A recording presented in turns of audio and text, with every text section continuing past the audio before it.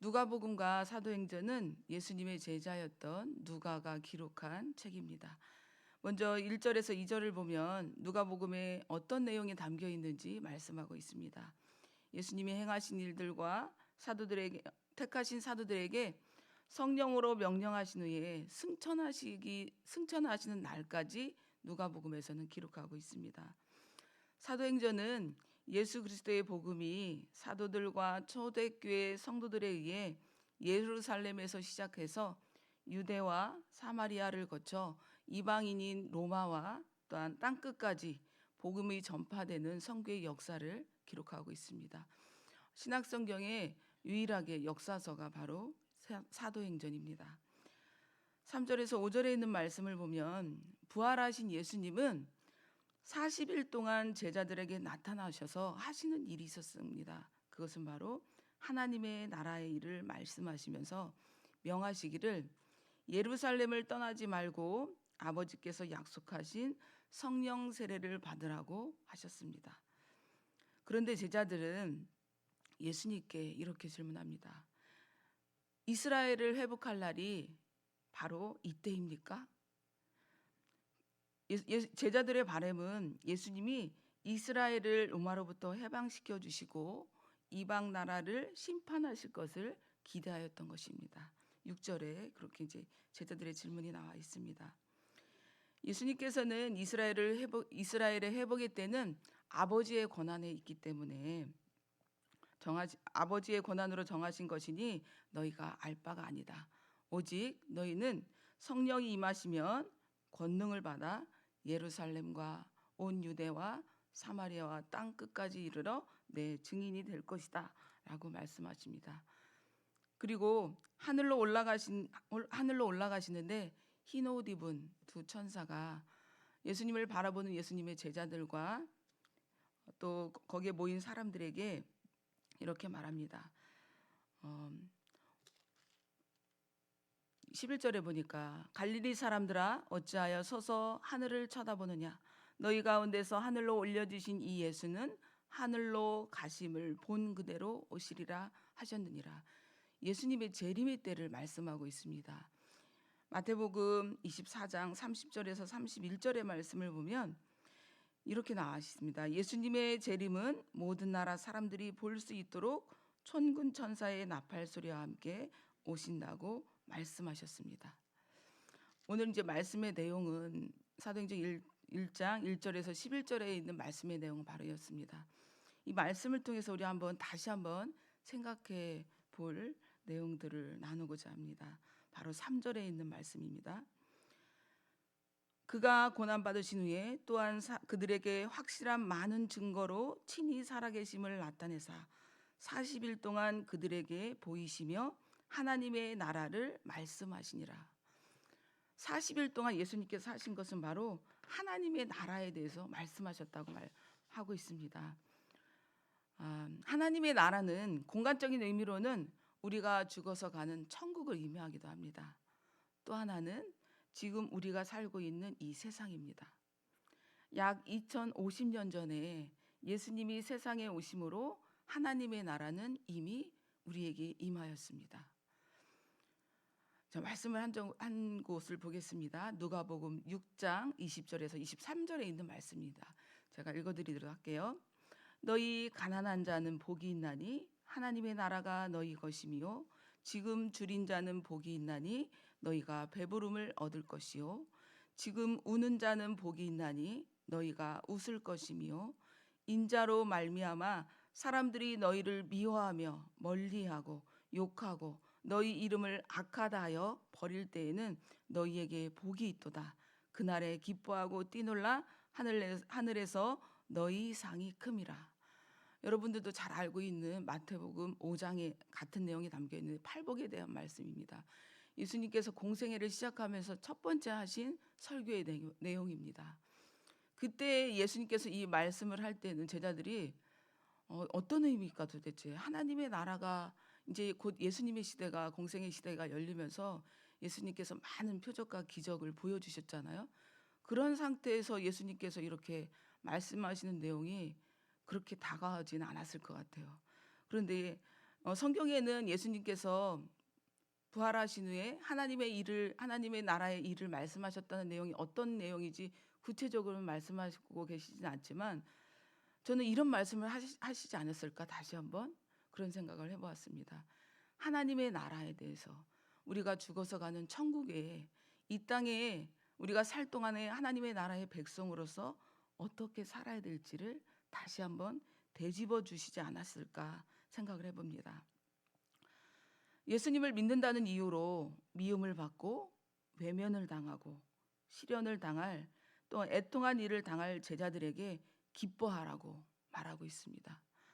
또 로마로부터 독립하여 국가를 이루고 원수들을 멸하여 주시길 바라는 그들에게 가난한 자여 복이 있다. 이미 하나님의 나라는 너희 것이다. 하늘에서 너희 상이 클 것이다 라고 하셨을 것입니다. 성경에 승천하시기 전에 예수님께서 이런 말씀을 하셨다는 내용은 오늘 담겨 있지 않습니다. 하나님의 나라의 일을 말씀하셨다고 합니다. 또 그리하여서 앞으로 제자들에게 당할 일들을 생각하면서 우리는 예수님께서 하나님의 나라에 대해서 이런 말씀을 하셨을 것이다라는 것을 추측해 봅니다. 또 요한복음 14장 26절에는 이런 말씀이 있습니다. 보혜사 곧 아버지께서 내 이름으로 보내실 성령, 그가 너희에게 모든 것을 가르치고 내가 너희에게 말한 모든 것을 생각나게 하리라. 요한복음 14장 역시 예수님께서 십자가에 못 박혀 죽으신다는 것을 최후의 만찬 이후에 다시 한번 말씀하시면서 침울해 있는 그 제자들에게 너희는 근심하지 말라. 그러면서 이 말씀을 하시는 것입니다.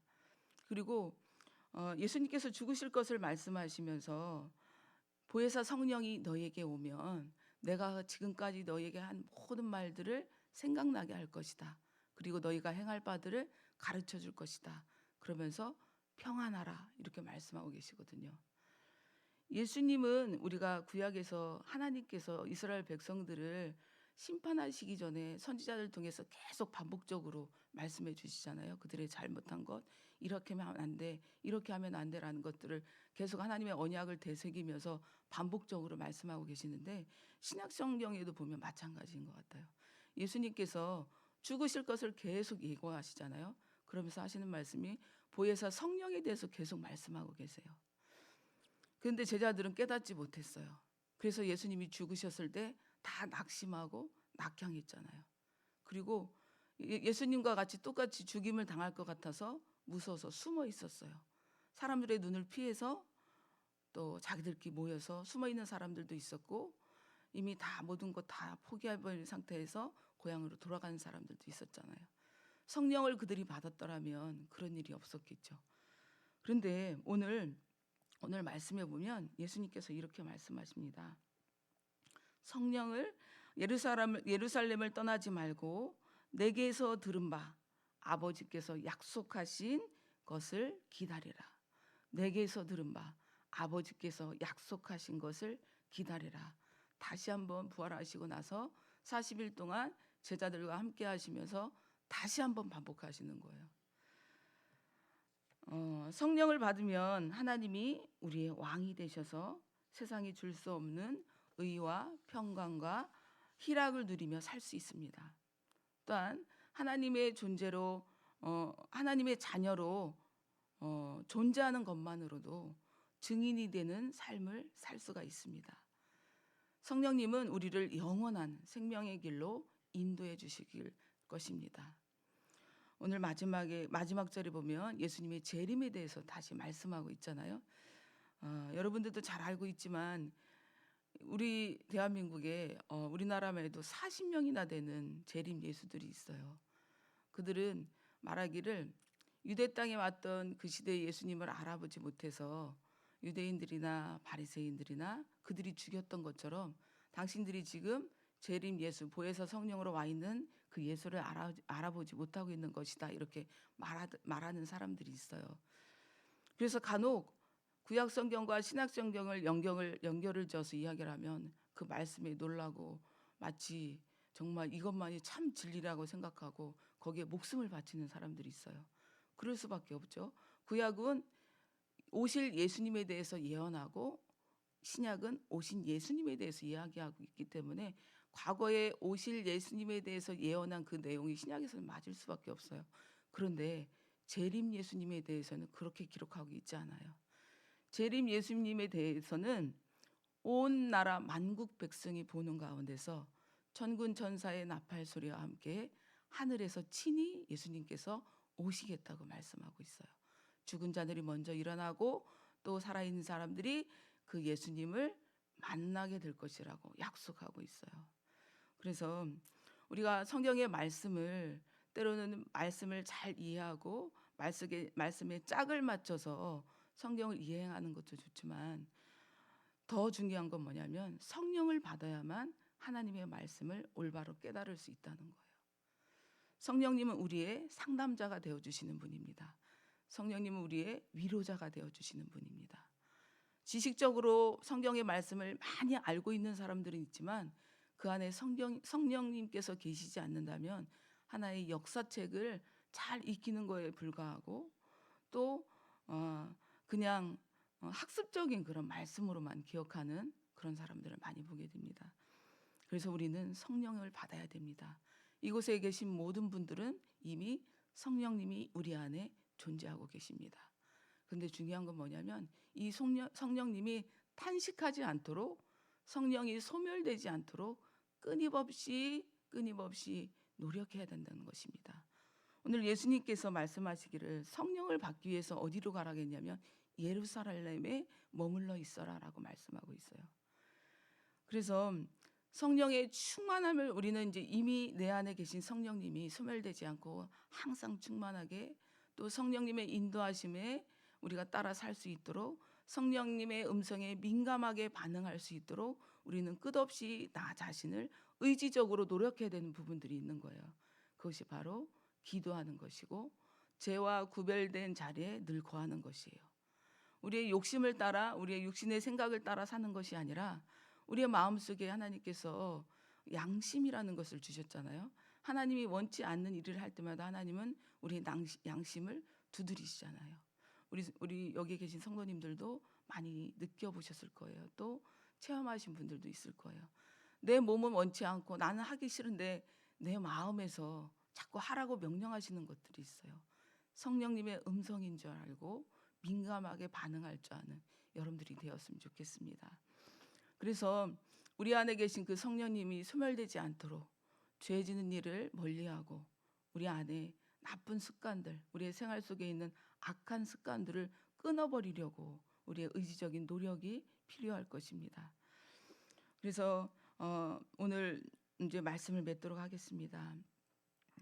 성령의 충만함을 입고 성령의 인도하심을 받아 살아가는 또한 저와 여러분들이 되길 바라고 하나님의 말씀 앞에 끝없이 순종하며 살아갈 수 있는 저희들이 되길 바라고 또 예수님께서는 반드시 만국 백성이 바라보는 가운데서 재림하신다고 약속하여 주셨으니까 잘못된 교리에 잘못된 이단 교리에 현혹되지 말고 혹시 주변에 그런 분들이 있다면 단호하게 끊어버리시고 또 하나님이 기뻐하는 자리 멀리서 찾으려고 하지 마시고 교회 중심으로 하나님 말씀 중심으로 교회 안에서 일어나는 모든 일들에 함께 동참함으로 올바른 신앙을 지켜갈 수 있는 저와 여러분들이 되어지기를 소망합니다.